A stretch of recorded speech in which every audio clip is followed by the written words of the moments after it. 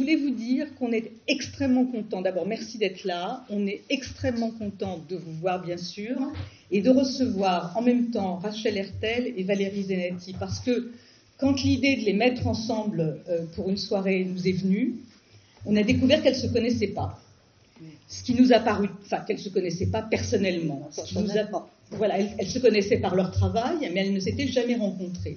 Donc, de toute façon, cette soirée a déjà servi à permettre cette rencontre, et j'en suis extrêmement heureuse parce que, d'abord, elles avaient envie l'une et l'autre de se connaître.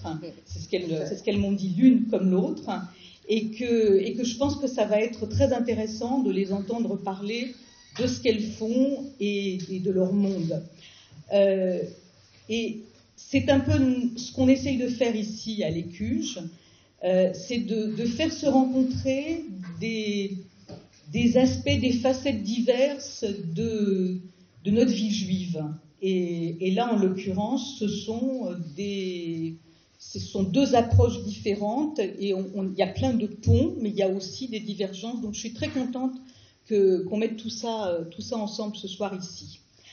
Il y a théoriquement 2 livres ce soir au programme. J'ai invité Rachel Hertel pour un livre qui vient de sortir dans une très jolie maison d'édition qui s'appelle L'Antilope. C'est une traduction dans les bagnes du Tsar, on en parlera tout à l'heure. C'est un texte de Lévy, on en parlera tout à l'heure. Et Valérie Zenati est venue parler de son livre, son dernier livre, Dans le faisceau des vivants, qui est un livre où elle parle de sa relation avec Appelfeld, mais de plein d'autres choses. Mais on va aussi parler rapidement d'un 3e livre qui est sorti très récemment. J'ai juste une épreuve, je ne pense pas que ce soit à ça qui ressemble, c'est Mémoire du Yiddish. C'est un livre d'entretien de Rachel avec Stéphane Mou, et je trouve que le titre Mémoire du Yiddish, ça résume très bien Rachel Hertel. Et c'est un livre magnifique que je vous recommande. Je vous recommande Dans les bagnes du Tsar, mais ça, on en reparlera. Mais Rachel, pour moi, c'est la mémoire du Yiddish. Alors, très rapidement, je vais vous présenter nos invités. Donc, Rachel Hertel, ça ne se dit pas généralement pour une dame, mais enfin, qui est née en Pologne, à Slonim, juste avant-guerre, mais vraiment... en juillet 1939, pour ne rien vous cacher. Je ne l'ai pas dit. De Slonim, avec sa mère, elles ont été exilées en Sibérie pendant la Deuxième Guerre mondiale. Quand la guerre est terminée, elles sont rentrées en Pologne. De Pologne, elles sont arrivées à Paris, où Rachel a passé le reste de sa vie. Et sa mission, parce que étant l'une de celles qui peuvent faire passer la culture de ces communautés disparues, la culture de ce monde ashkénaze, yiddishisant, qui a disparu pour toutes sortes de raisons, et essentiellement parce qu'il a disparu physiquement. Donc Rachel, par toutes sortes de façons, a transmis ça, à la fois comme prof, à la fac où elle enseignait la littérature. Elle était la première à créer des cours de yiddish à la fac. Je me souviens d'avoir suivi ces cours. Et ensuite, elle a écrit des livres sur ces communautés, que ce soit le Shtetl, mais des livres d'universitaires. Et puis enfin, par son travail de traductrice. Alors c'est essentiellement de ça qu'on va parler ce soir. Valérie Zenati, vous êtes née à Nice en 70. Votre famille vient de Constantine, Non, pas tout à fait. En partie. En tout cas, elle vient d'Algérie. Oui, aux 3/4. Aux 3/4. Et vous êtes donc arrivés tous... la famille est arrivée dans les années 60 en France. Oui, moi je suis née après. Non, vous êtes née après. Oui, mais la famille est arrivée dans les années 60 avec... Quand vous avez 13 ans, la famille décide de partir en Israël. Donc, vos années de formation d'adolescente, vous les passez en Israël. Vous faites l'armée. Tout ça, ça va nourrir votre travail. Mais vous quittez Israël, vous rentrez en France. Vous faites une agrégation d'hébreu, Enfin, je les présente, oui, j'ai fait des études d'hébreu. Vous avez fait des études d'hébreu, vous avez présenté l'agrégation. Et puis ensuite, donc vous avez décidé que prof c'est bien, mais pour les autres, que c'était plus rigolo d'écrire des scénarios, Non, d'écrire des bouquins, d'écrire des livres de. Allez-y, alors. Non, c'est pas pour corriger forcément. Mais si, bien sûr. Mais c'est vrai que de toute façon, d'abord bonsoir à tous et puis merci beaucoup d'être là et je suis vraiment très heureuse de. Voilà, j'étais heureuse avant de venir de savoir que j'allais dialoguer avec Rachel Hertel. Je me sens toute petite à côté d'elle et aussi très curieuse de savoir ce qu'on va se raconter. Donc je ne veux pas prendre le temps de commencer à préciser la biographie parce que je ne sais pas si c'est à ce point-là intéressant l'histoire, la vie de quelqu'un. Mais par rapport à l'enseignement, parce que ça j'y tiens, je suis arrivée à l'enseignement relativement tard, entre guillemets, après avoir été journaliste et avoir travaillé dans l'édition. C'était un vrai désir d'enseigner. Et je n'ai pas du tout décidé que c'était bien pour les autres.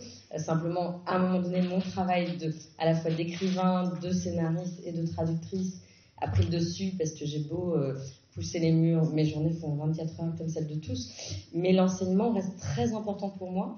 Et à travers toutes les rencontres que je fais dans les lycées, les collèges, les prisons, les hôpitaux, à ma manière, je continue d'avoir ce contact qui n'est pas celui de la pédagogie d'une discipline, mais qui est celui d'une transmission et d'une rencontre, et j'y tiens énormément. Donc voilà, c'est pour ça que je me permettais cette petite. Mais vous aviez raison.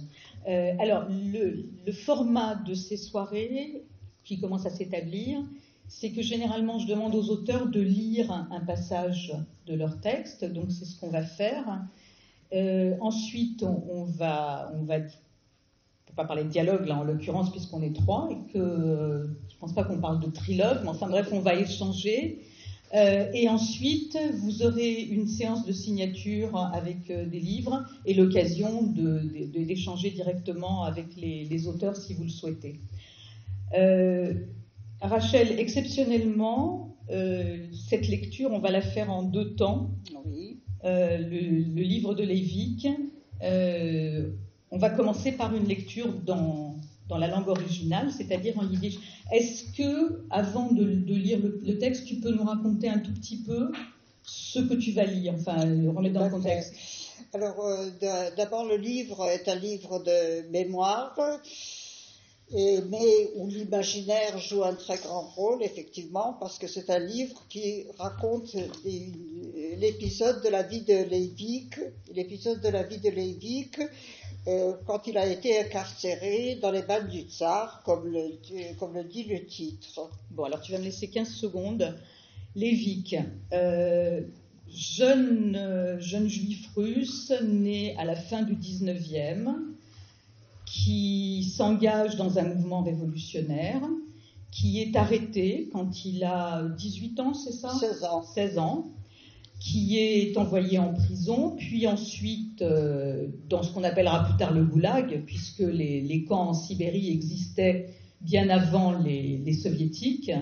Donc il est envoyé dans un bagne tsariste, et il sera exfiltré, je crois, de quand il arrivera à s'enfuir. Non, il est libéré ? Non. Il est au bagne, il est condamné à 6 ans de bagne et ensuite à la déportation à perpétuité en Sibérie. Et c'est de là que, aidé par des fonds du parti auquel il adhère, le Bund, aidé par les fonds qu'il lui envoie, il arrive à s'enfuir à acheter une charrette et puis un cheval, et il s'enfuit et il passe par la maison familiale pour faire ses adieux à sa famille, et ensuite il part en Amérique où il arrive en 1813. En 1913. En 1913, qu'est-ce que j'ai dit ? 1913, pardon. Donc voilà, et pour ce qui est de ce périple. Et le livre, évidemment, est écrit 50 ans après les événements, et donc à la fois c'est un livre testimonial et également un livre qui reconstitue, d'après avec sa mémoire, avec ses oublis, reconstitue la période qu'il a passée au bagne et en Sibérie. Alors, entre-temps, juste je complète, entre-temps, c'est devenu l'un des poètes yiddish les plus respectés de la poésie yiddish. C'est aussi un auteur dramatique dont les pièces sont extrêmement connues.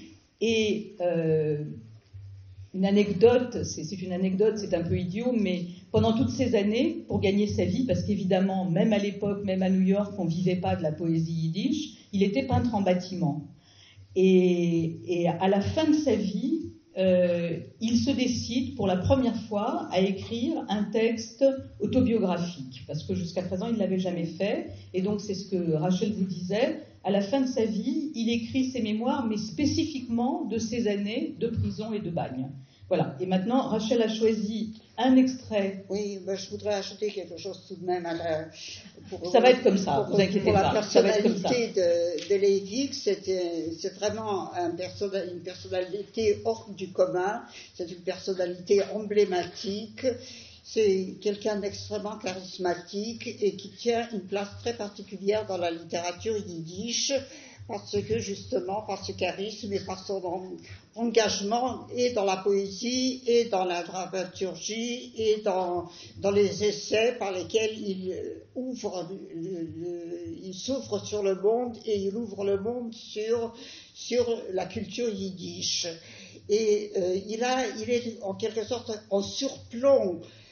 Comme Victor Hugo l'est dans la littérature française, par exemple, c'est une référence absolue pour les lecteurs yiddish et pour le monde yiddishophone, pour la culture yiddish. Et je pense qu'il occupe une place très particulière dans le domaine yiddish, parce que il est très proche de Dostoïevski, dont il a adopté une formule qui vient des frères Karamazov, qui est « Chacun de nous est coupable devant tous et pour tout, et moi plus que les autres ». Et cette responsabilité, par-delà le temps et l'espace, Leidig l'assume absolument dans tous ses écrits, faisant dialoguer tous les temps et tous les espaces. C'est ainsi qu'il fait rencontrer Isaac et Job, il fait rencontrer les assassinés des pogroms et les exterminés de Buchenwald. Donc c'est véritablement quelqu'un de tout à fait exceptionnel dans la littérature yiddish, par la place qu'il y occupe et par le rayonnement que son œuvre a obtenu. Donc j'ai fait un programme, un ordre pour cet entretien très strict, qui, comme vous le voyez, n'est pas du tout respecté, ne le sera pas, je ne l'espérais pas beaucoup. Donc on commence, avant de développer, on va commencer par le petit bout de lecture. Voilà. Alors...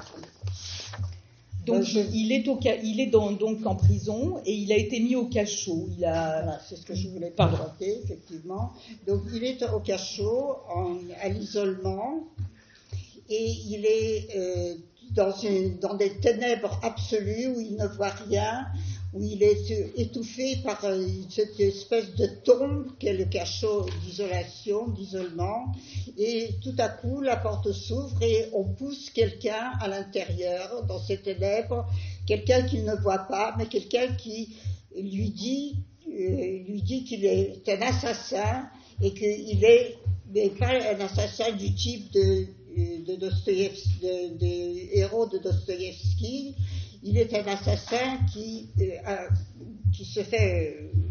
est fier de l'être parce que il n'assassine pas n'importe qui, mais véritablement des personnes qui sont au-dessus de lui, notamment sa femme.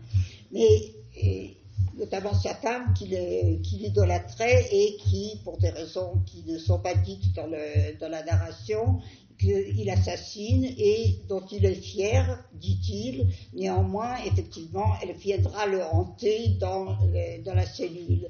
Et dans la cellule, pendant qu'ils sont là, il entend que le narrateur, Leidig, donc, est en train de claquer des dents. Et il se rend compte que le narrateur, Leidig, a froid.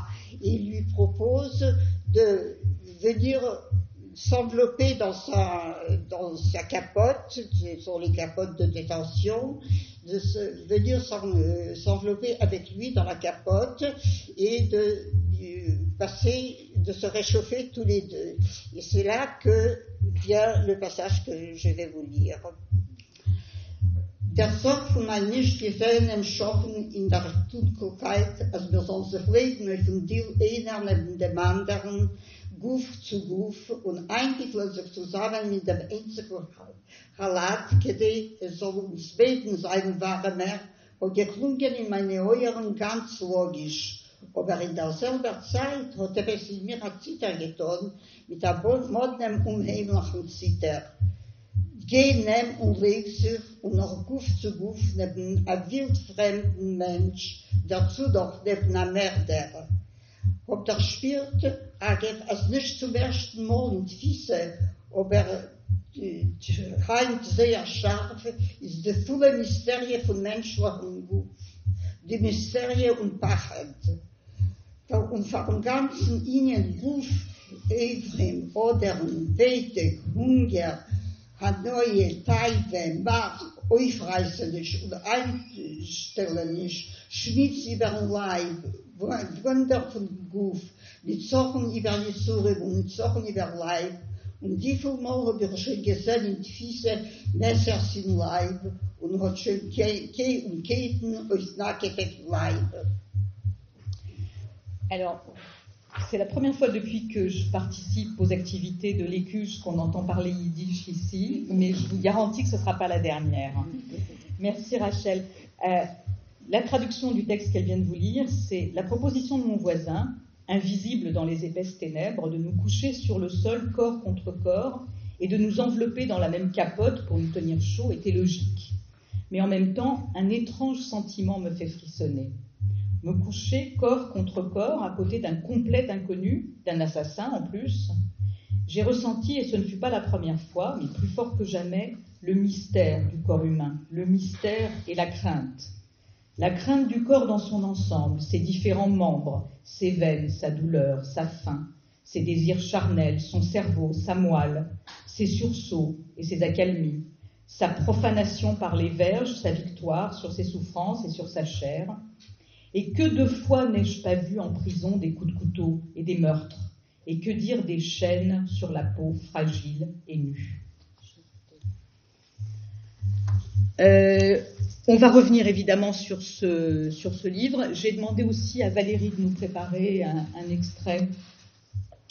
Alors, Valérie, si je résume en 2 lignes, vous aviez une relation très particulière avec Aaron Appelfeld, vous l'avez traduit pendant 11 ans, vous êtes devenu très proche de lui, et puis un jour, on est tout début janvier 2018, vous recevez un coup de téléphone qui vous annonce qu'il est hospitalisé. Vous décidez immédiatement d'aller le voir en Israël, et dans le taxi qui vous mène à l'aéroport pour prendre l'avion, vous apprenez qu'il est mort pendant la nuit. Vous décidez quand même d'aller en Israël. Et puis, le livre, ça c'est le début du livre. Le livre se termine dans sa ville natale, à Tchernovitz, où vous décidez d'aller pour fêter son anniversaire. Entre les deux, il se passe un peu moins de 2 mois, il se passe 1 mois et demi, et vous nous racontez cette période de deuil intense. Je crois qu'on peut appeler ça comme ça. Non. Voilà, je suis là pour ça. Je pose les questions, j'ai tort, c'est pas du deuil. Non, alors justement, il y a peu de temps, en fait, je me suis interrogée sur l'étymologie du mot deuil, qui vient du latin et qui signifie la douleur. Or, dans les semaines qui ont suivi la disparition d'Aaron Appelfeld, il n'était pas du tout question pour moi d'une douleur. Ce n'était pas une douleur que j'éprouvais. Et ce n'est certainement pas à partir de la douleur que j'ai écrit. Peut-être que le deuil s'est fait ailleurs, autrement et à la rigueur. Je pense que on peut évidemment, en lisant ce livre, et des psychanalystes l'ont fait, et plein de gens le font, et puis le lecteur a le droit d'interpréter ce qu'il veut. Moi, ce que j'ai envie de dire, c'est que l'impulsion très très forte qui a été et très immédiate, qui a été à l'origine de ce livre, c'était pas donc le deuil et la douleur, c'était d'abord l'état de sidération. Alors on peut considérer certainement que la sidération est aussi une étape du deuil. Mais si on vient vraiment à l'étymologie et à ce qui a nourri ce texte, ça a été de manière totalement superposée à la fois la sidération face à cette perte, parce que pour moi c'était plus une question de perte à ce moment-là, à cet arrêt brutal de la vie de quelqu'un qui m'était si cher, qui m'était si proche et avec lequel le dialogue a été ininterrompu jusqu'au bout, et la découverte que le dialogue pouvait se poursuivre après cette disparition. Et tout ça s'est passé très vite. En l'espace de quelques jours, j'ai à la fois intégré, si je pouvais l'intégrer, qu'Aaron Appelfeld n'était plus de ce monde, et en même temps, au même moment, dans le même souffle, il y avait sa voix qui résonnait pour moi, les mots qu'il avait prononcés, et ce qui était encore plus fort, c'est que c'était pas du tout du souvenir, c'était sa voix et ses mots qui résonnaient, et qui me semblaient avoir soudain leur sens complet et absolu. Parce que Aaron Appelfeld a toute sa vie écrit sur la perte de son enfance, la perte de sa mère, la perte de sa langue maternelle, la perte de sa maison natale. La perte a été au centre de son œuvre, et sa disparition, en quelque sorte, me transmettait quelque chose de ce qu'il avait toujours dit, mais qui ne pouvait se révéler à moi pleinement qu'après la perte d'Aaron Appelfeld lui-même. Et donc j'ai eu aussi, de manière très paradoxale, un sentiment de joie immense, ce qui peut être même choquant quand on l'entend sans s'arrêter sur ce que signifiait cette joie. Mais pour moi, la joie qui était là, c'était celle de constater que c'est le propre certainement de la littérature et des grands écrivains, c'est que bien sûr il avait disparu, mais l'œuvre et la voix étaient toujours là et continuaient de me transmettre quelque chose, et quelque chose que j'entendais avec une très grande acuité, parce que je souhaitais aussi l'entendre et que j'étais dans un silence qui permettait de l'entendre, mais l'acuité était là, totale, et donc il y avait oui, cette joie de sentir qu'il y avait quelque chose de la présence mais qui était dans les textes, qui était pas, c'est même pas mystique, c'est simplement la littérature mais j'avais jamais éprouvé de cette façon le fait que les livres, à quel point les livres à la parole d'un écrivain survivent à l'écrivain. Qu'est-ce que vous allez nous lire ? Alors j'ai beaucoup hésité parce que mais souvent, j'avoue que assez souvent on me demande, et encore aujourd'hui, et on me l'a demandé à l'époque quand Aaron Appelfeld est mort et qu'il a fallu aller parler de lui, on me demande souvent de raconter ma rencontre. Et j'ai beaucoup de mal à la raconter, à la résumer, puisque je l'ai écrite, et je l'ai écrite même dans plus d'un livre. Et donc j'ai décidé finalement de la lire plutôt que de répondre à la question « Comment avez-vous… » Qui était inévitable. Voilà. Il me faut répondre encore à la question « Quand et comment avez-vous rencontré Aaron Appelfeld ?» Et j'essaie de donner une forme à ce qui me glisse entre les doigts, à ce qui est sans doute l'une des questions centrales de ma vie. Si toute histoire doit absolument avoir un commencement, le plus simple est de dire que j'ai lu un jour Le Temps des prodiges et que j'ai été happée par le regard de Bruno sur la descente aux enfers de ses parents, de tout ce qui l'entoure et se découvre juif à Vienne en 1938. J'ai éprouvé l'entêtement du jeune garçon devenu adulte, revenant dans sa ville natale quand tout fut accompli des années plus tard, et martelant « Je viens de Jérusalem ». Je suis restée songeuse devant la page séparant les deux parties, l'avant-guerre, l'après-guerre, l'enfance, l'âge adulte. Comment les relier quand au milieu règne la destruction ? Notre première rencontre a été une rencontre entre une lectrice et un livre, entre une lectrice et un écrivain dont j'ignorais tout, hormis le nom, Aaron Appelfeld.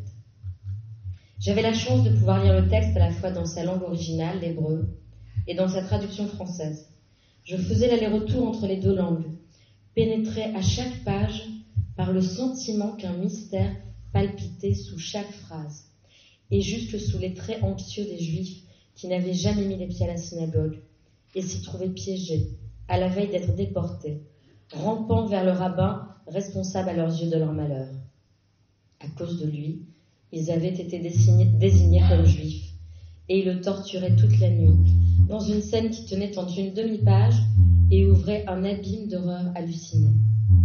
Ce mystère semblait tantôt être le filtre par lequel Bruno regardait le monde, et tantôt le monde lui-même, en train de basculer dans une réalité qui n'avait plus rien à voir avec la réalité. Et la langue limpide qui servait ces visions distillait en moi une intranquillité que rien ne pouvait atténuer, si ce n'était d'affirmer un jour « Je veux traduire Aaron Appelfeld ». La rencontre a eu lieu là, dans ce livre-là, et dans le désir de traduire cet écrivain, même si d'une certaine manière, nous nous sommes rencontrés pour la première fois, plus d'une fois. Merci. Vous avez dit quelque part, je voudrais qu'on parle de traduction, puisque c'est une des passerelles entre vous, c'est quand même la traduction. Vous avez dit une fois dans une interview, je ne sais plus où, que quand vous traduisez, il s'agit de créer un espace dans lequel il y a à la fois l'hébreu et le français. Vous pouvez développer un peu ? Oui, bien sûr. Justement, par rapport au passage que je viens de lire et à cette nécessité, parce que ce qu'il faut peut-être dire, c'est que moi, je n'avais jamais rien traduit avant de traduire Aaron Appelfeld. Et je n'étais pas traductrice. D'accord. Et je pense pas l'être vraiment beaucoup. Enfin, j'ai fait 2 exceptions qui ont été des moments très heureux avec des livres de Michal Lovrin et Moshe Sakal, mais depuis 8 ou 9 ans, je n'ai plus traduit que les livres d'Aaron Appelfeld, et je pense que c'est ainsi que je vais poursuivre, puisqu'on dit souvent que j'ai été la traductrice, mais je le suis toujours, et il reste une 30aine de livres à traduire, donc c'est tout un chemin. Mais pour revenir à cette question-là de cet espace des 2 langues, j'ai ressenti cette nécessité, bien sûr, parce que quelque chose dans la langue d'Aaron Appelfeld me parlait, m'appelait, m'intriguait et continue de m'intriguer. Et je ne pense pas avoir percé le mystère, et j'espère ne jamais le percer, dans le fond. Mais aussi parce que j'entretiens avec l'hébreu une relation qui est celle... souvent aussi, on me pose la question, mais l'hébreu, vous l'avez appris quand et comment ? L'hébreu est entré en moi par plusieurs strates. La première, qui est très ancienne, c'est celle de la liturgie. Je suis née dans une famille qui était plutôt traditionnaliste, pratiquante, et j'ai su prier en hébreu très très tôt. Et sans nécessairement comprendre. Sans comprendre. Donc l'hébreu a d'abord été pour moi une musique. Et une musique, mais une musique qui, comme toute musique, avait un sens. Mais un sens qui n'était pas celui du lexique et des mots que l'on comprend, mais le sens donné par l'intonation. Et donc ça a été une musique pour moi, tantôt poignante, tantôt joyeuse. Je connais aujourd'hui encore toutes les musiques des prières, tous les offices. Et c'est d'abord ce premier contact. Et puis ensuite, lorsque je suis partie vivre en Israël avec mes parents à l'âge de 13 ans et demi, là j'ai appris l'hébreu comme on l'apprend comme on apprend une langue quand on est projeté dans le monde enfant, sauf que j'étais plus un bébé ou un enfant, j'avais 13 ans et demi, mais je l'ai appris, je dis souvent, physiquement. Et je l'ai appris, je ne sais pas comment d'ailleurs, puisque je n'ai pas suivi de cours d'hébreu. On m'a projeté en classe de 4e, et avec 2 heures par semaine de cours où quelqu'un que je savais même pas qui c'était m'expliquait un peu des choses d'ailleurs que je ne comprenais pas sur le moment, mais au bout d'1 an, miraculeusement, je parlais hébreu. Je me suis accrochée de toutes mes forces pour parler hébreu. Et là, ça a été un hébreu, l'hébreu moderne, contemporain, israélien, vivant, bourré de fautes, et me permettant d'avoir accès à Israël à ce moment-là. Et puis ensuite, lorsque je suis revenue en France, je me suis inscrite à l'INALCO et j'ai fait une licence puis une maîtrise d'hébreu. Et là, j'ai étudié l'hébreu. Et ce qui fait que c'est une langue qui chez moi existe de manière affective, ancienne, plus proche, intellectuelle. Et je peux vivre en France et ne pas vivre en Israël. C'est le cas depuis 28 ans. Je ne peux pas ne pas vivre en hébreu. Il y a une nécessité pour moi d'être aussi dans cette langue-là. Il aurait dit la même chose, j'imagine, puisque lui aussi c'était une langue apprise. Oui, et au même âge, à 13 ans et demi. Et je crois que, à la fois, mais je ne veux pas monopoliser la parole, mais je crois à la fois que moi j'ai été sensible au rapport qu'Aaron Appelfeld entretenait avec l'hébreu, parce qu'il a été plongé dans ce même désarroi au même âge, à 13 ans et demi, pas dans les mêmes conditions. Lui, c'était en 1946, seul après la guerre, et moi, c'était en 1983 avec mes parents. Mais tout de même, se retrouver en Israël, sous ce soleil brûlant, dans cette langue étrangère, c'est une expérience qui nous était commune. Mais ensuite, ce qui, pour moi, relève, oui, d'une sorte d'épiphanie lorsque je traduis, c'est que ce désarroi qui a été le mien lorsque je me suis retrouvée face à l'hébreu que je ne comprenais pas, j'ai l'impression que dans chaque traduction, il se répare un peu plus. C'est-à-dire que chaque moment de traduction, c'est un moment d'union totalement improbable entre deux langues qui, et c'est le cas de toute traduction, les langues ne sont pas censées se parler à ce point-là. Une langue parle dans sa propre langue. Et une langue n'est pas supposée parler une autre langue. Et lorsque je traduis en hébreu, il y a un moment qui me semble absolument magique. Je ne sais pas si c'est le cas pour Rachel Hertel, et je vais vite lui donner la parole. Lorsque je traduis, j'ai toujours l'impression qu'il y a un moment infime, mais où les mots ont deux facettes. Et où les mots ont une facette en hébreu et une autre en français, et je les saisis. Et ce bilinguisme, c'est une rencontre entre deux parties de moi-même et entre ce que me racontent ces langues, et qui a priori n'est pas la même chose. Bon, et qui devient à ce moment-là la même chose. Rachel, c'est le contraire. Le yiddish est ta langue maternelle. Et je crois que tu as dit quelque part que quand on parle sa langue maternelle, on est toujours persuadé qu'elle est intraduisible.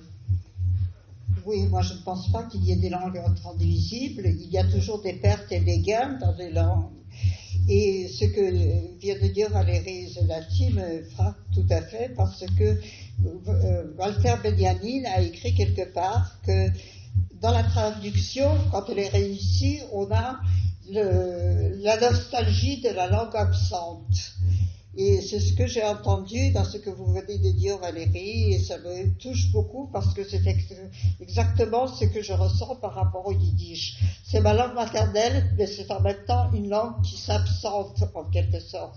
Et dans la mesure où cette langue s'absente par sa disparition progressive, il se trouve que j'ai besoin de me plonger en apnée, en quelque sorte, dans cette langue pour la ressortir vers la surface, pour l'émerger en quelque sorte et pour la rendre telle qu'elle est. Mais effectivement, en ce qui concerne ma démarche, elle est nécessairement très différente de celle de Valérie, parce que j'ai traduit une langue qui est en voie de disparition. Et donc ce qui est très présent, c'est la perte de cette langue. Et vous avez parlé de perte par rapport à Appelfeld, ce qui m'a beaucoup touché également, parce que moi je traduis d'une langue qui est en voie de perdition. Et ce que je conclus mon livre notamment sur l'idée que nous avons tout perdu, mais gardons la perte. Eh bien, c'est ce que je m'efforce en traduisant du yiddish, c'est de garder la perte. J'ai une question pratique. Quand on est face à toute une littérature qui a duré, mettons, 150 ans, avec énormément d'auteurs, énormément de genres, et qu'on se dit, bon, je vais essayer de faire ma petite digue pour éviter que la mer ne se retire complètement, comment est-ce qu'on choisit les œuvres qu'on va traduire ? Qu'est-ce qui fait que cette année, c'est telle œuvre qui sort, que l'année dernière, c'était telle autre ? Comment tu choisis tes auteurs ? Alors, je choisis mes auteurs de manière tout à fait consciente. En fait, le yiddish, malheureusement, a été très ignoré et très méprisé pendant très longtemps, ou traité comme un folklore, comme un peu un folklore chagalien, mais un folklore quand même. Et on racontait de bonnes blagues en yiddish, mais on ne prenait pas la langue au sérieux et on ne prenait pas sa culture au sérieux. Or, ce que j'ai voulu montrer, c'est que le yiddish, la culture yiddish et la littérature yiddish sont des cultures et des univers tout à fait accessibles à tout le monde, et que c'était quelque chose d'universel. Donc j'ai commencé par traduire les modernistes, c'est-à-dire les auteurs des années 20, 30, qui étaient des auteurs futuristes, expressionnistes, dadaïstes, en fait, pour montrer dans quelle mesure ils appartenaient à la fois à la modernité et à la grande culture et en même temps à quelque chose d'universel. Et puis je suis passée ça c'était essentiellement de la poésie. Et puis je suis passée ensuite à des grands auteurs que j'avais soit connus, soit parce que je trouvais que leurs œuvres étaient véritablement de grandes œuvres et par conséquent elles devaient toucher tout public, qu'il soit juif ou qu'il soit non juif. C'est-à-dire que je voulais que le yiddish qui n'était pas accessible à des lecteurs juifs le soit à travers la traduction française et que pour des Français qui ne sont pas juifs, cette littérature représente quelque chose qui entre dans leur imaginaire et dans leur vie.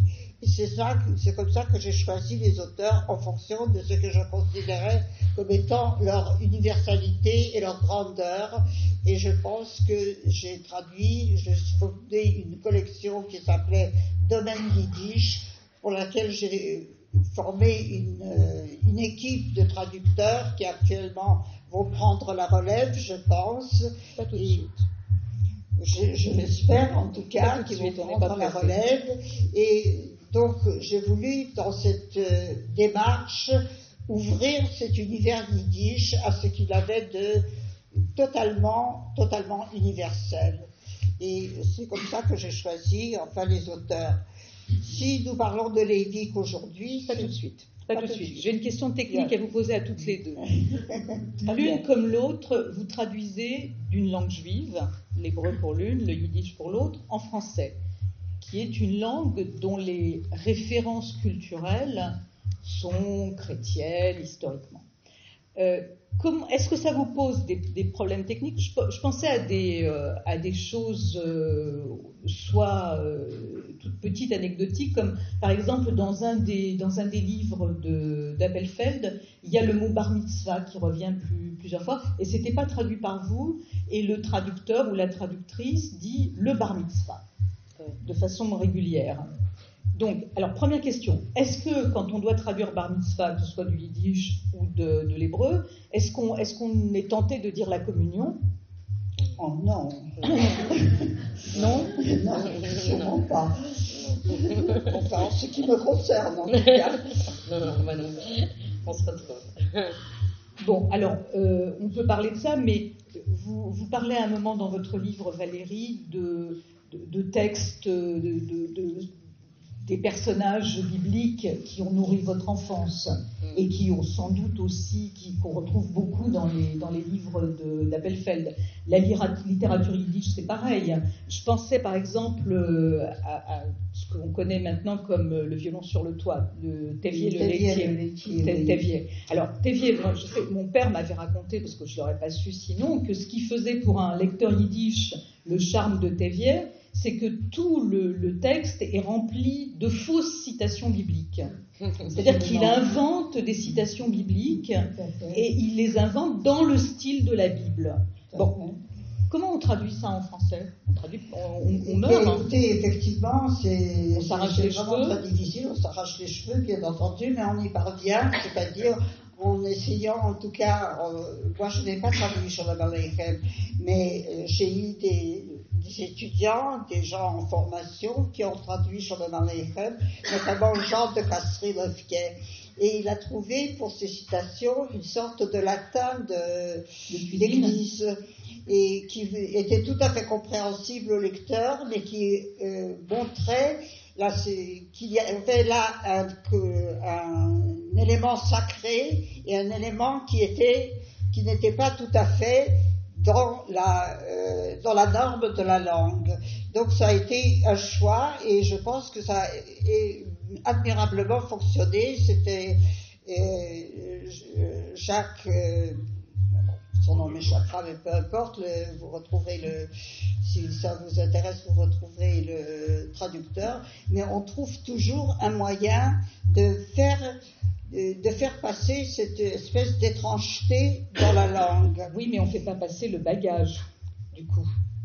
le bagage biblique disparaît. Non, il ne disparaît pas puisqu'il est traduit, en fait, il traduit ce qu'il trouve. D'accord, mais il le traduit dans une espèce de latin. Il le traduit dans une espèce de latin de cuisine, de latin médiéval, de manière à ce qu'on sente que c'est quelque chose qui est étranger à la langue et en même temps a une sacralité, et ça rentre très bien et ça se lit tout à fait de manière courante. Même problème. Est-ce que le problème se pose dans Appelfeld ou pas? Oui, il se pose. Alors, Aaron Appelfeld ne souhaitait pas qu'il y ait des notes de bas de page dans ses romans, et d'ailleurs, j'adhère totalement. Moi, je ne supporte pas, lorsque je lis un texte, d'avoir une note de bas de page, sauf si c'est un essai, un texte universitaire. Mais dans un roman, c'est très gênant. Une question entre guillemets. Donc, ça veut dire que le lecteur, il doit aller sur Google pour chercher l'explication s'il ne connaît pas. Pas forcément, mais alors, j'ai participé récemment à une discussion aussi sur la traduction, parce que dans les rencontres littéraires, il y a de plus en plus, dans les festivals, on met de plus en plus à l'honneur la traduction, et je pense que vous avez senti un rapport différent à la traduction. Tout à fait. Il y a d'ailleurs un festival de la traduction. Il y a les assises auquel je vais participer en septembre. Voilà. Et véritablement, la traduction est devenue un enjeu majeur dans un monde globalisé dans lequel on vit actuellement. Exactement. Donc aujourd'hui, on le dit souvent, mais on n'est plus à l'époque où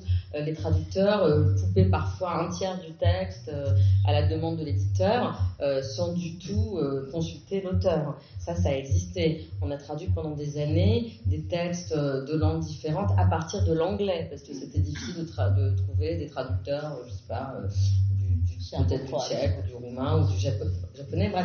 Donc la traduction déjà a évolué, et je disais que moi-même, lorsque je me souviens très bien du jour où j'ai lu L'Attrape-Cœur, j'étais enfant, je n'avais jamais mis les pieds à New York.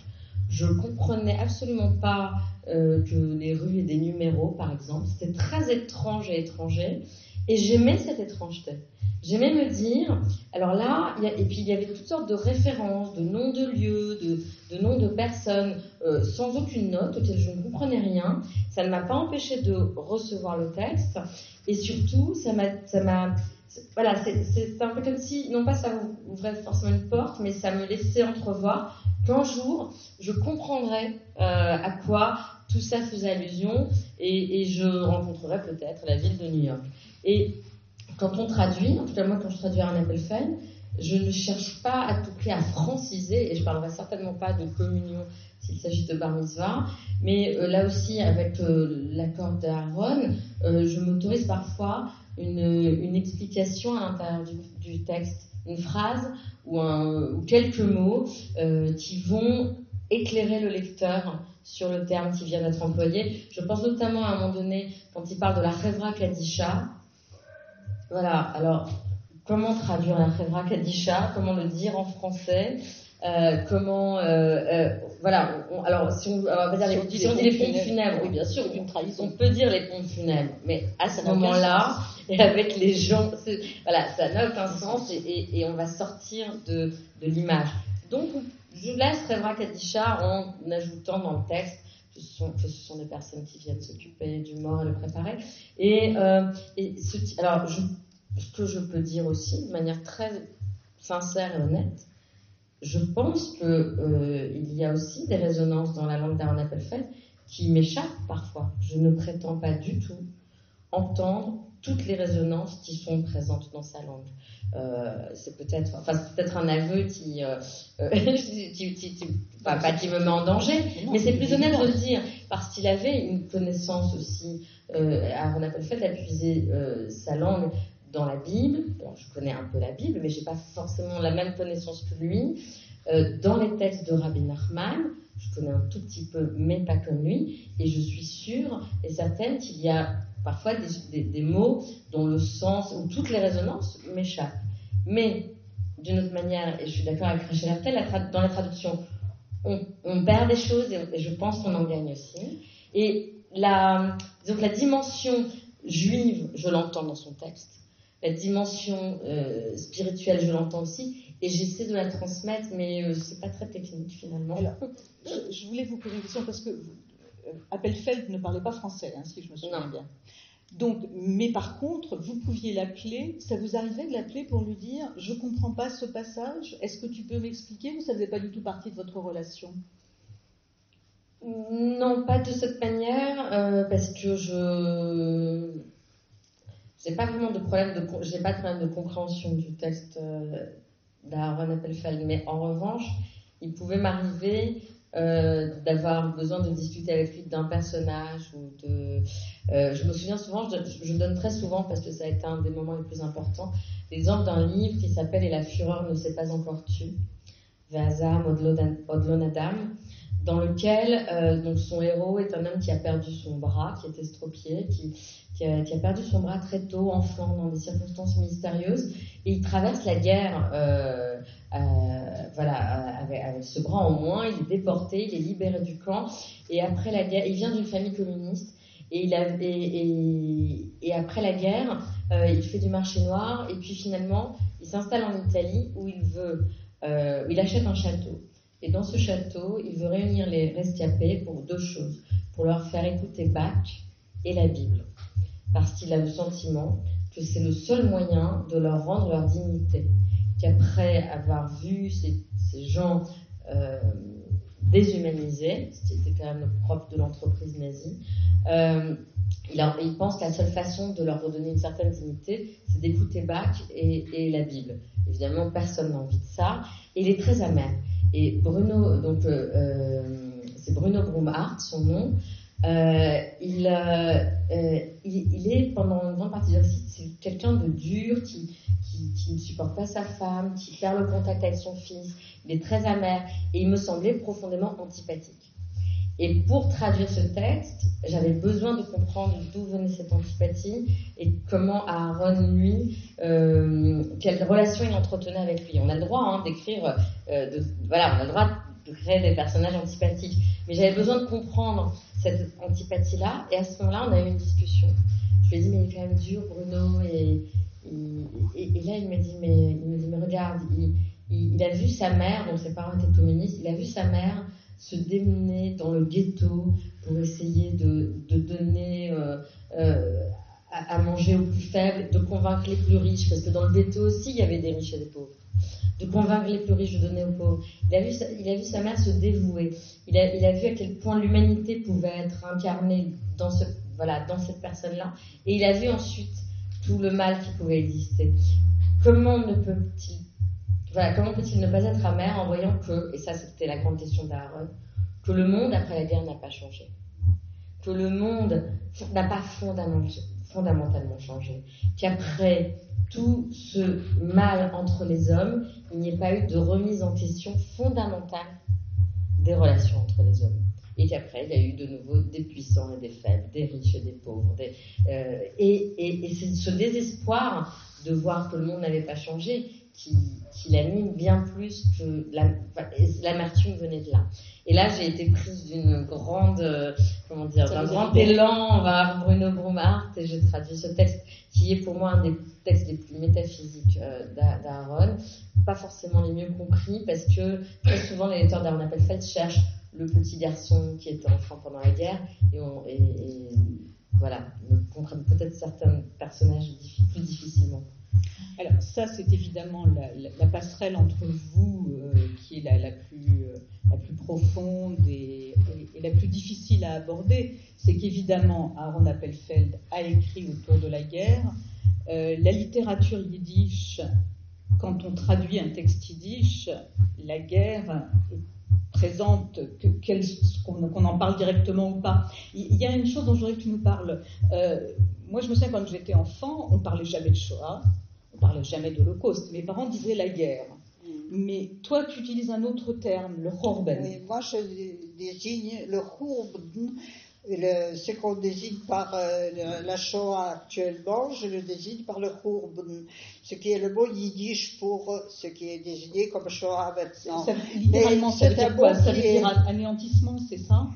Ça veut dire destruction. Et ça fait allusion, bien entendu, à la destruction des deux temples de l'Antiquité. Et donc, le véritable temple qui a été détruit, ça a été le peuple juif, et les yiddishophones le désignent comme der dritter Churban, la troisième destruction.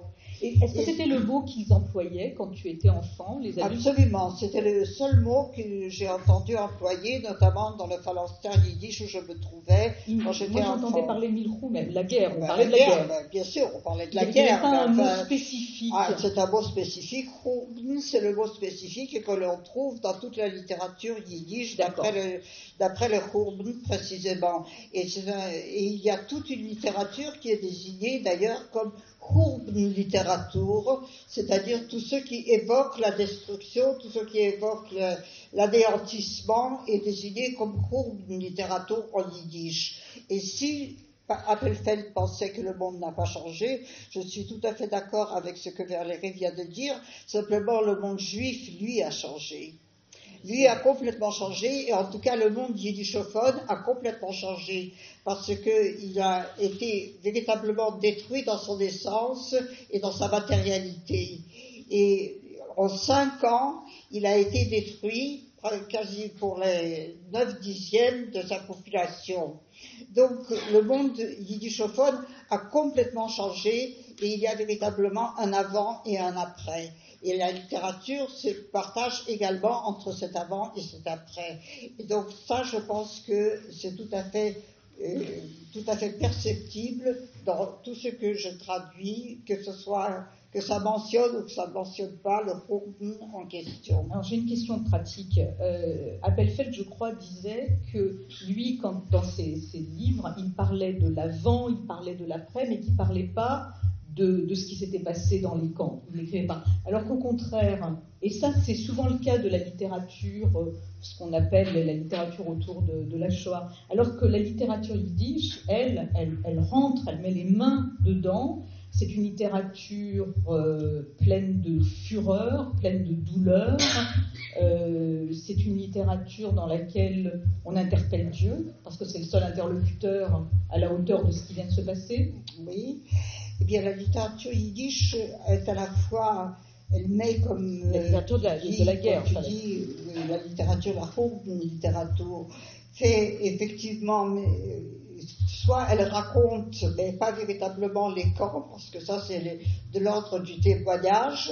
Elle écrit aussi sur la sortie des camps, et le livre le plus marquant que j'ai traduit, c'est À pas aveugle de par le monde, de Rochman. Et ce livre que je traduis ne parle pas des camps, il parle de la survivance des camps, ce qui n'est pas la même chose, et ce qui rejoint d'une certaine manière ce que Appelfeld écrit également, mais d'une autre manière. Et il y a effectivement l'horreur et l'épouvante et la tragédie, mais c'est celle de la survivance à la sortie des camps, et non pas les camps eux-mêmes, qu'ils ne désignent d'ailleurs pas par camp ou lager, comme on dit en yiddish ou en allemand, ou dans d'autres langues, par exemple, Primo Levi parle de lager également. Eh bien, lui, il le désigne par les plaines des Felder. Il ne mentionne même pas le nom. Mais néanmoins, c'est un livre qui est totalement unique et qui parle de ce qui vient après, de l'horreur qui vient après et non pas pendant. Il y a une chose qui m'avait frappé en lisant ce livre, qui est très difficile à lire, pas seulement parce qu'il doit faire 900 pages, mais aussi, généralement, les littératures concentrationnaires, on a l'impression que ce soit Primo Levi ou que ce soit les autres auteurs, je pense à Antelme par exemple, ils ont toujours une distance, ils essayent de tenir à distance, alors que lui, Rochman, c'est un livre halluciné, c'est un livre qui vous fait plonger dans un cauchemar. Totalement, enfin je confirme ce que tu dis, enfin je l'ai vécu comme ça dans la traduction, comme une hallucination, comme un cauchemar, et j'étais totalement hallucinée par ce que je découvrais au fur et à mesure de la traduction et de la difficulté de cette traduction, mais en même temps de la grandeur et de l'immensité de ce qu'il décrivait. Bon, si on parlait de Lévique, si on parlait de Leivik. Alors, tu commences à nous dire que c'était un des poètes de référence de la littérature yiddish. Oui. C'était un personnage exceptionnel aussi, humainement, non? Humainement, c'était un personnage exceptionnel. Je l'ai rencontré quand je suis arrivée en France et où nous avons vécu dans ce phalanstère yiddish où on accueillait des écrivains, des poètes, des artistes, et qui habitaient là sur place, mais venaient aussi leur rendre visite et consoler en quelque sorte, appuyer, réconforter leurs frères des réfugiés, des auteurs des États-Unis et dont Leivik. Et c'est comme ça que j'ai connu Leivik enfant, j'avais peut-être 12 ans, adolescente. J'ai connu Leivik et ça a été le premier poète que j'ai traduit. J'ai commencé à traduire à l'âge de 20 ans et donc c'était vraiment le premier auteur que j'ai traduit. Et donc là, je suis en train de boucler la boucle puisque je reviens avec Dans les balles du tsar. Alors, qui nous raconte, ça fait penser un peu à un livre de Dostoïevski, Souvenir de la maison des morts, qui racontait aussi le bagne qu'il avait connu à l'époque tsariste en tant qu'opposant politique. C'est un livre qui est plein d'humanité, bizarrement, qui raconte un endroit épouvantable, mais qui est plein de personnages. Le passage que tu nous lisais tout à l'heure, dans lequel il y a un type qui est un meurtrier, mais qui partage sa capote parce qu'il sait que sinon l'autre il va mourir de froid. Je trouve qu'il y a ce paradoxe dans tout son texte.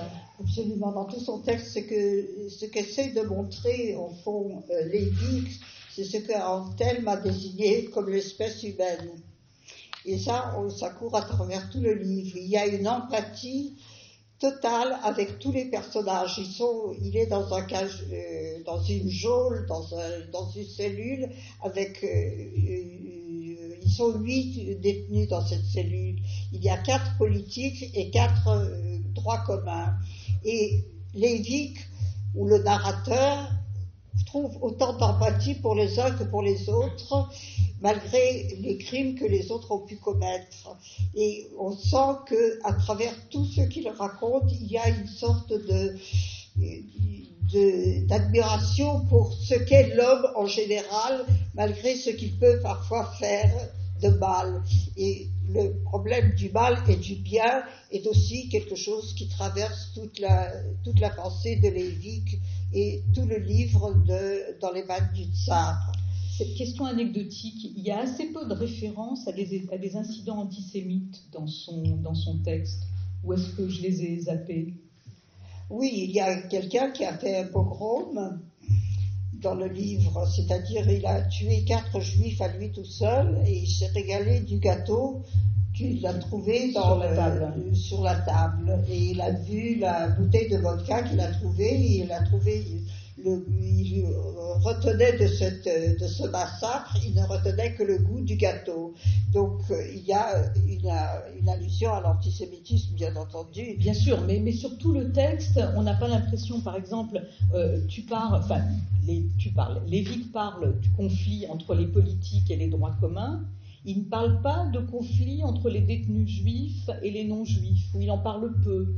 Non, il n'en parle pas du tout, et il dit, effectivement, ça ne figure pas dans son livre, parce que je crois que véritablement, il y a cette espèce d'empathie, oui, de lien qu'il éprouve avec chaque être, quel qu'il soit, et il n'y a jamais aucune allusion à un antisémitisme quelconque de la part de cette communauté que forment finalement les détenus et les épreuves qu'ils Est-ce qu'on sait si c'est lui qui ne voulait pas en parler ou ça n'existait pas, ou on ne sait pas ça? Ça, on ne sait pas. Ça, je ne peux pas te le dire. D'accord. Oui, parce que tu n'étais pas là. Non, absolument. Je n'étais pas là. Je voudrais passer, Valérie, une seconde. Le cœur de ce livre, Dans le faisceau des vivants, c'est un voyage donc, que vous faites à Tchernowitz, la ville natale d'Abelfeld. Est-ce que lui, il y est retourné? Oui. Alors, effectivement, tout à l'heure, vous disiez qu'il y a peu de temps qui s'est écoulé entre le moment de la mort d'Aaron Appelfeld et mon voyage, tout simplement parce que Il est mort donc le 4 janvier. Moi, j'ai commencé à écrire quasiment tout de suite. Je ne savais pas encore que ce serait un livre, mais il y avait cette nécessité de faire résonner de ce silence et de donner une forme à ce que moi je traversais à ce moment-là. Parce que je pense aussi, ça c'est important, que à sa mort, je me suis retrouvée aussi comme avec la question, entre autres, une parmi d'autres, mais quelle voix je peux avoir alors que la voix que je porte en moi, dont je suis la porteuse en français, s'est éteinte. Comment ma voix peut continuer à résonner. Il reste plein de choses à traduire. Ah oui, bien sûr, mais il y avait quelque chose même de ma voix d'écrivain. Je continue de penser que tous les grands événements ont une incidence sur notre langue. Et c'est aussi ça qu'Aaron Appelfeld disait, et moi j'ai été très sensible dès le début, les premières pages du livre dans les bagnes du Tsar, parce qu'il y a ce moment où la vie est projetée dans cette cellule, et il dit que il fait même pas noir, ce sont des ténèbres au-delà des ténèbres. Et à ce moment-là, il y a à la fois, on sent, et puis voilà, Rachel Hertel le fait avec une précision inouïe, parce qu'on sent que chez lui, à ce moment-là, peut-être que l'une des détresses, c'est de chercher le mot qui pourrait définir ces ténèbres et de ne pas le trouver.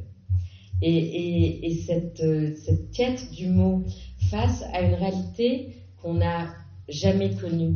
C'est quelque chose qui, je crois, est important pour tous les écrivains. Et là, c'est l'écrivain qui est face à la recherche des mots. Et le traducteur aussi cherche des mots. Le traducteur est tout le temps à la recherche des mots. Et pour moi, ce moment-là, c'est raconter tout ça aussi et raconter que il y a ce soulagement du traducteur qui trouve les mots. Mais Aaron Appelfeld, lui, je crois vraiment, quand je disais qu'il disait que le monde n'avait pas changé, il reprochait aussi aux gens de continuer à parler comme avant. C'est-à-dire le langage n'avait pas connu le bouleversement que la réalité que les hommes avaient connu. Et les gens continuaient à parler avec les mêmes clichés parfois. Et Aaron Appelfeld traquait le cliché. Et je dis ça parce que moi, je me suis trouvée dans la situation où je sentais que ma langue était ébranlée par cette disparition. Mais ma langue, pas seulement de traductrice, d'écrivain. Et donc, j'ai écrit pour mettre ça à l'épreuve aussi. Et puis, à un moment donné, je sentais qu'il y avait vraiment ces forces de vie et de mort qui étaient là. Comme dans un Kaddish, finalement, où c'est la prière des morts, mais on ne prononce pas le mot et on exalte plutôt la vie. Donc, c'était réuni à cet endroit-là. Et j'ai regardé mon agenda, j'avais un peu perdu la notion du temps. Et ça aussi, dans le début du livre, c'est extraordinaire. Je reviens au bac du Tsar parce qu'il y a des passages sur le temps et sur le temps dont on n'a plus conscience quand on est dans le noir, c'est quelque chose de poignant et très philosophique et en même temps très concret, pas théorique, parce que c'est vécu par lui. Et on sent que c'est pas, il n'est pas en train de théoriser sur le temps, mais de vivre cette absence du temps. Rachel parlait de l'absence. Moi, j'étais, sans comparaison, mais c'est juste parce je parlais du temps, j'avais un peu perdu la notion du temps et j'ai vu que j'étais à mi-chemin entre la date de la mort d'Aaron Appelfeld et sa date de naissance. Et que peut-être le chemin du livre, c'était d'aller de la mort vers la vie. Et là, quand j'ai vu arriver le 16 février, je me suis dit, mais c'est pas possible que ce jour arrive sans qu'Aaron soit là. C'était impossible à concevoir pour moi, alors que j'ai connu la mort de proches et j'ai pas vu arriver leur anniversaire avec ce même refus d'accepter que le jour arrive sans la présence de la personne dont on doit fêter l'anniversaire. Mais Aaron Appelfeld commençait quasiment chacune de ses interviews, entretiens, en disant « Je suis né à Tchernowitz en 1932 ». Et cette phrase, je l'ai traduite des dizaines de fois. Et là, j'ai compris que le seul endroit où moi, je pouvais être, c'était à Tchernowitz, le 16 février. C'était à la fois une sorte de... Et quand j'ai pris cette décision, j'ai été portée par une énergie extraordinaire. C'était pas simple d'organiser le voyage. Il n'y avait pas d'avion qui arrivait à Tchernowitz. C'était vraiment pas simple. Et puis je partais seule en Ukraine, sans parler la langue, et avec des gens qui me disaient de pas y aller parce que ça pouvait être dangereux, etc. Mais j'avais une telle énergie que j'avais l'impression que je pouvais traverser l'Europe à pied. il fallait que je sois à Tchernovitz le 16 février. Bon, je ne l'ai pas fait à pied, je l'ai fait en train. Et j'y suis allée, et c'était ni un pèlerinage, ni une quête de quoi que ce soit. Je voulais éprouver ce que signifiait, non pas la phrase « je suis née à Tchernovitz en 1932 », mais « je suis à Tchernovitz ». Est-ce que pour lui aussi, oui. Alors ça c'était ma question de départ, est-ce que pour lui aussi, ça avait, enfin, quand il y est retourné, est-ce que ça avait une valeur symbolique? Parce que vous me dites qu'il y est retourné. Il y a peut-être des gens qui ont refusé de retourner sur... Alors il est retourné en 1999, filmé par la télévision israélienne. On trouve sur Internet des traces de ce reportage. C'est, comment dire, je pense que c'est un voyage qui a été à la fois très important parce que physiquement il retrouvait ces paysages. Ça a été aussi un voyage très douloureux parce que voilà, c'est le voyage de tous les exilés, de toutes les personnes arrachées à leur terre dans des conditions violentes qui retournent et qui ne retrouvent plus rien. Je ne veux surtout pas m'exprimer à la place d'Aaron Appelfeld, je le ferai jamais, mais ce qu'on sent en tout cas justement dans ces images, c'est une très grande tension chez lui. Une très grande tension quand il discute avec des paysans, et puis tout à coup il y en a un qui le reconnaît, qui lui dit t'étais avec moi à l'école, etc. Et puis il y a ce moment où il désigne l'endroit où la fosse commune où sa mère était probablement enterrée après avoir été assassinée. Et là il y a une image où on voit Aaron Appelfeld, et peut-être parmi vous, si vous avez une culture musicale israélienne, il y a le père du chanteur Shlomo Artzi qui était avec lui dans le même voyage parce qu'ils étaient de la même région, et ils lisent un peu de Kaddish, et il y a une très très grande tension, mais donc encore une fois je ne veux pas parler à sa place, mais ce qui est clair c'est qu'il a pu écrire certaines choses après avoir fait ce voyage qu'il n'avait pas pu écrire avant, et moi j'ai écrit ce livre, enfin j'ai continué d'écrire ce livre. Depuis, il est sorti en janvier. Je tourne beaucoup partout en France, et je n'ai pas pour habitude d'enchaîner les livres parce qu'un livre pour moi c'est toujours une expérience très forte que je vis jusqu'au bout, et ensuite j'ai besoin d'un temps où je me tais, et c'est pas le cas puisque là je parle devant vous et je parle devant d'autres personnes. Je peux pas écrire quand je parle, donc j'ai un temps de... Donc pour l'instant on ne sait pas ce que donnera le processus de maturation. Ah non, surtout pas, et j'accepte de ne pas le savoir, et je ne veux pas le savoir, je programme pas mes livres.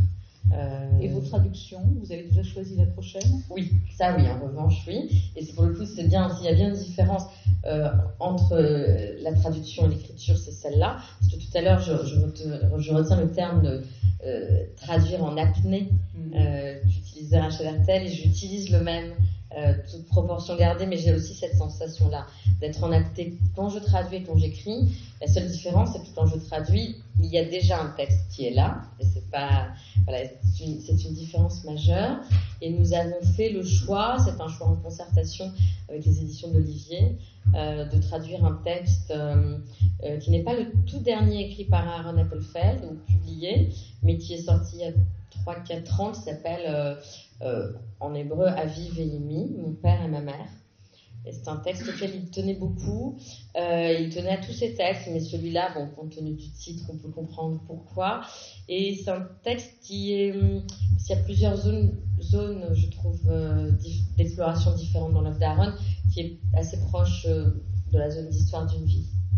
Est-ce que, quand il était vivant, quand vous choisissiez un texte, vous l'appeliez en disant « Bon, j'ai envie de faire celui-là, qu'est-ce que tu en penses ?» Oui, si, je le raconte dans le livre, j'y vais un peu à l'intuition. C'est-à-dire, en général, on en discute avec Olivier Cohen, mais il y a un texte qui m'attire. Et chaque fois, évidemment, je lui en parlais, et il me disait, mais dis-moi ce qui t'attire dans ce texte, et pourquoi tu as envie de le traduire maintenant. Et là, je lui donnais mes raisons, et il ne s'y est jamais opposé, il m'a toujours dit... prends la route. Bon, Rachel, évidemment, là, en l'occurrence, le choix, tu le portes toi. C'est moi qui ai porté le choix. Et je voudrais rebondir sur ce que Valérie a dit, Parfait. Notamment sur le monde n'a pas changé. Et effectivement, le monde n'a pas changé parce que les langues n'ont pas changé. C'est ça. Et il faut écrire dans des choses qui sont absolument indicibles ou tout à fait difficiles à dire ou inimaginables surtout. Il faut l'écrire dans des mots préexistants. Et cette préexistence accule l'auteur, et les auteurs s'en plaignent amèrement dans leurs livres d'une manière bien entendu cachée, mais s'en plaignent amèrement parce qu'ils sont cernés par le silence. Ils sont cernés par le silence parce que il y a le silence de l'horreur qui s'est passée, il y a le silence de la honte qui a été imposée, il y a le silence de l'indignité qui a été imposée, et donc il faut écrire cela dans une langue préexistante à l'écriture.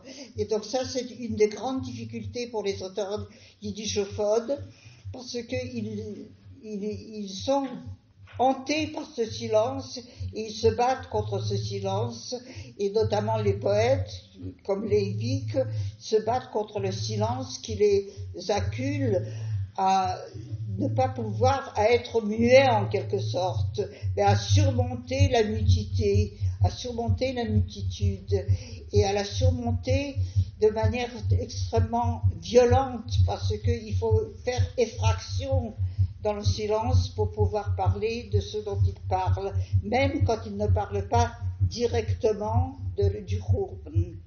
Et donc ça, je pense que c'est extrêmement important à garder en tête quand on lit un texte yiddish, c'est qu'il a été écrit contre le silence et contre la surdité du monde. Et nous maintenant. Il y a toute cette culture, il y a toute cette richesse à laquelle on n'a pas accès direct, puisqu'on ne lit pas le yiddish, on ne le parle pas.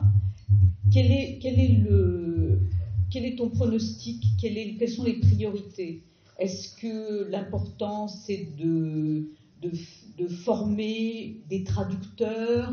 Est-ce que l'important c'est de dire il faut essayer de faire vivre la langue autant qu'on le peut? Je pense que les deux sont extrêmement importants, c'est-à-dire qu'il faut essayer de former des enseignants, ce qu'on a essayé de faire.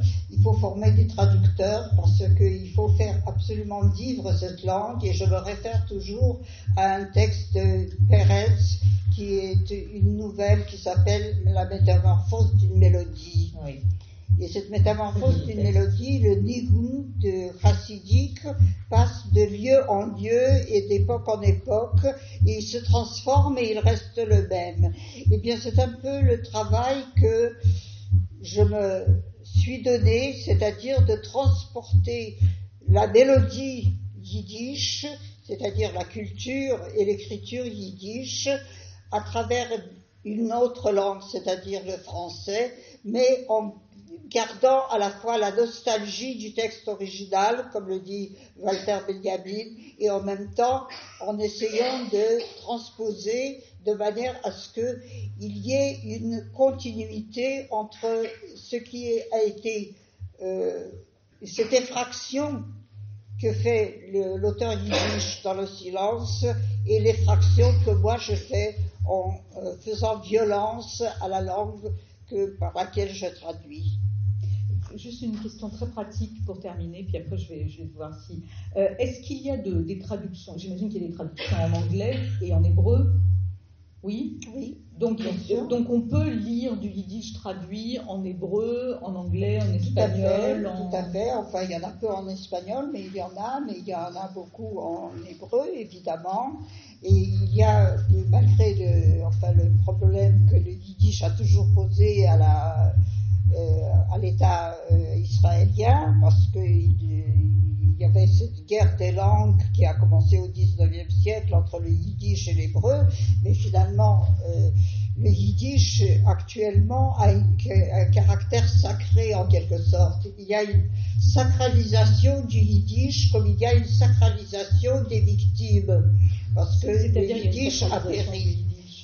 C'est-à-dire il y a une sacralisation du yiddish. C'est-à-dire, dans quel sens il y a une sacralisation du yiddish? C'est-à-dire un rapport comme si cette langue était sacrée. Dans le temps, c'était l'hébreu qui était la langue sacrée. Maintenant, l'hébreu est devenu la langue vernaculaire et la langue de communication et la langue de l'administration. C'est devenu une langue comme les autres.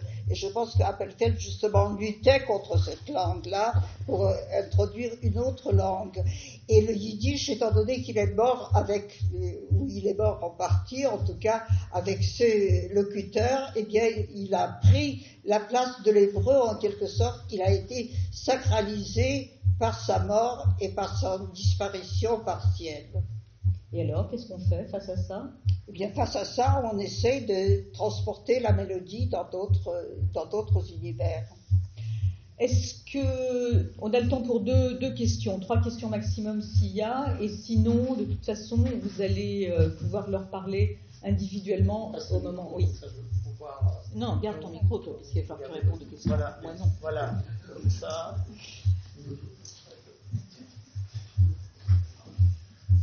Bonjour.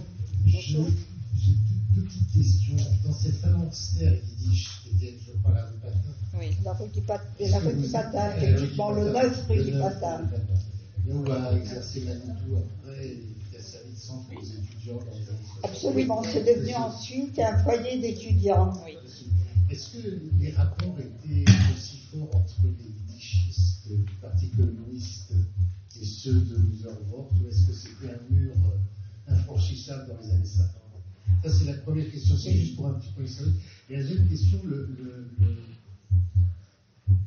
les ressources du yiddish, elles existent, elles continuent à se développer essentiellement dans le monde ultra-orthodoxe de Bnei-Brak à Jérusalem. Et alors, eux, par contre, on n'en entend pas parler. C'est un langage du quotidien qui est assez extraordinaire parce qu'on a l'impression de plonger dans le 19e siècle, on comprend. Et tout ce qui est la littérature moderne du monde yiddish n'est pas du tout intégré, enfin ça ne les intéresse pas. Donc, tout à fait. Attends, une seconde, qu'est-ce que vous en pensez là? Non, je vais répondre. Attends, mais on prend 3 questions et puis tu répondras. Non, parce que peut-être que l'autre sera pour Valérie. Oui, mais fais-moi confiance. Allez-y, monsieur. Oui, je vous trouve tous ici très très jeunes, vraiment. Je me trouve avec une autre génération. Moi, je suis né bien avant la guerre, et où il y avait un monde avant, c'est avant que nous ayons un pays à nous. Pour moi, Yom Ha'atzmaut, c'est comme Pessah, quand on est sorti d'Égypte, et parce que j'ai l'impression qu'on a du mal à s'imaginer ce que c'était que d'être juif avant que nous ayons un État, ce que c'est que nos villes qui ont disparu. Votre description de Tchernowitz, ça m'a bouleversé, parce que pour moi, je suis d'origine polonaise, tout a disparu aussi. Mais Eretz Israël, c'est un autre monde, et un monde merveilleux. On peut bien sûr dire qu'il n'est pas parfait, bien sûr qu'il n'est pas parfait. Et je dois dire aussi qu'il y avait un autre monde, c'était le monde des Kravitsim, des pionniers, qui ont créé un monde absolument extraordinaire, qui n'était pas parfait non plus. Monsieur, vous avez raison. Est-ce que vous aviez une question? Dans vos traductions, parce qu'effectivement, traduire l'hébreu en français, c'est loin d'être évident. Pour le yiddish, j'ai l'impression que le problème aussi n'est pas évident. Merci. Qui n'est pas évident. Est-ce qu'il y a une dernière question? Et puis ensuite, Rachel et Valérie répondront. Monsieur au fond.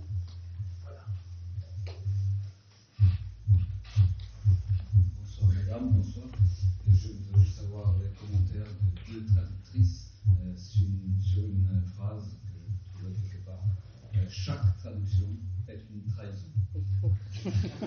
C'est très italien comme concept. Bon, Rachel, donc d'abord sur le yiddish, merci. Bon, alors sur le phalanstère, il y avait, vous savez que après le cours, comme je le dis, la distance entre les communistes et les non-communistes était à la fois très prégnante et en même temps elle était secondaire en quelque sorte, parce qu'il y avait cette douleur qui était commune, hein.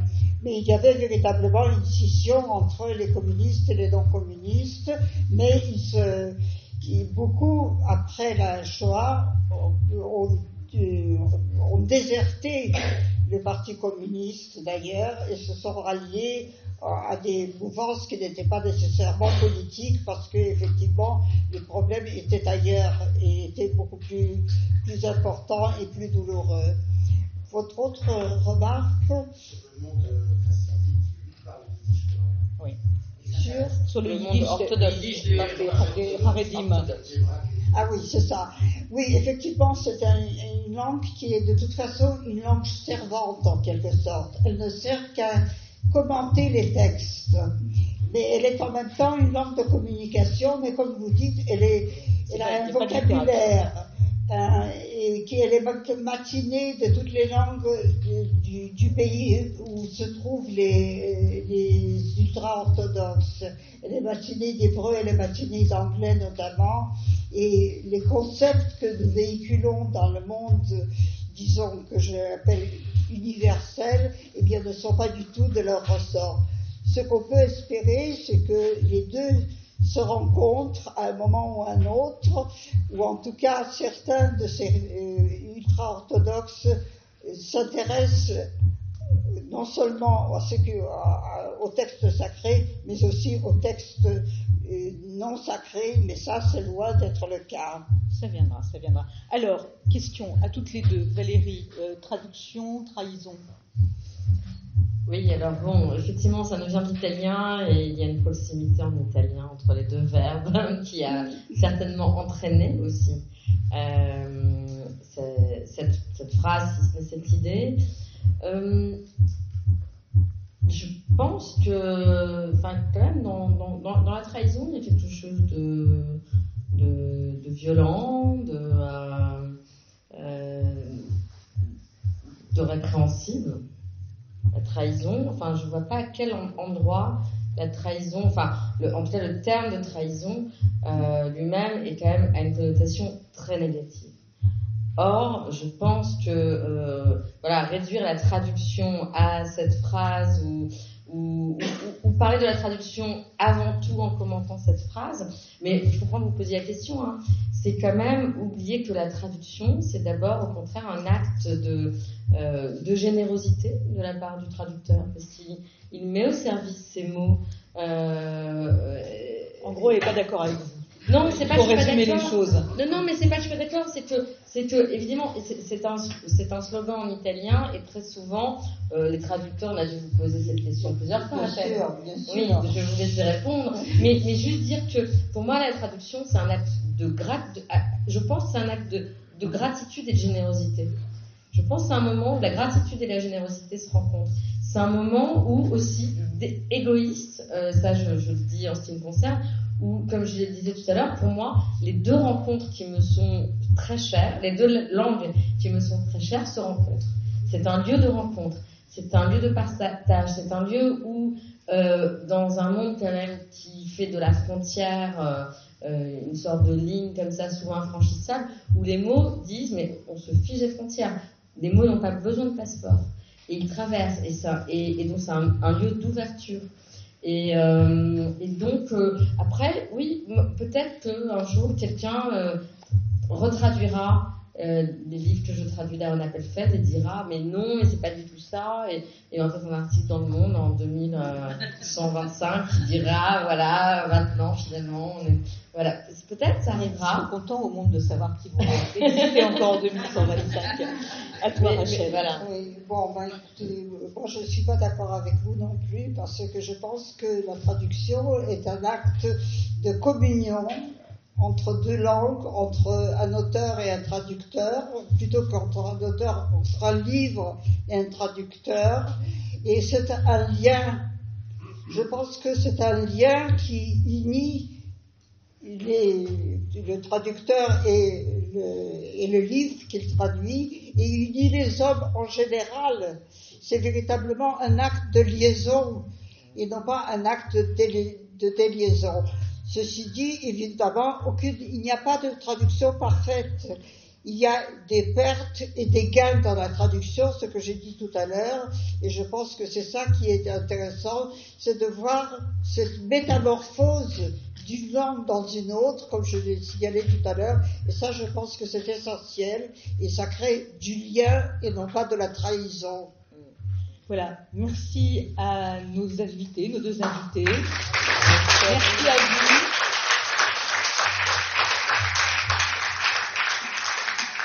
Ce soir, on vous recommande chaleureusement, profondément et sincèrement 3 livres. Dans les bagnes du Tsar, de Lévique, traduit par Rachel Hertel, Dans le faisceau des vivants, le livre de Valérie Zenati, et le livre d'entretien de Rachel Hertel avec Stéphane Bou, Mémoire du Yiddish. Achetez les 3. C'est ce que je peux vous dire. Et lisez-les. Merci beaucoup, merci à vous.